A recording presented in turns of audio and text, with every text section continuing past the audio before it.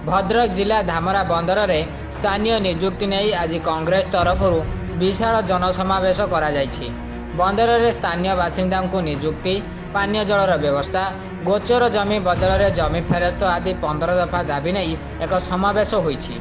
हजार हजार कांग्रेस समर्थक कैथखोला छकरू एक विशाल शोभा यात्रा बाहरी कोर्ट आगे पहुंची। कंपनी पक्षर पीआरओ सुभाषिष मिश्र, डेप्यूटी कलेक्टर कार्तिक मंडल प्रमुख उपस्थित थिले। एही दाबी पूरण नहेले आसंता 3 मास परे आंदोलन खूब जोरदार हेबो। आंदोलन हेले कंपनी अचल कर दिया बोली जटणी विधायक सुरेश कुमार राउतराय कहिसंती।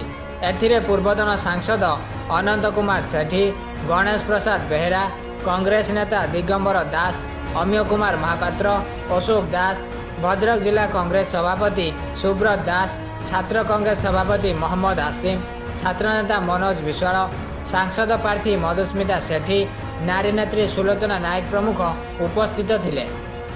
भद्रकरू अनिता दास का रिपोर्ट, BUJ न्यूज।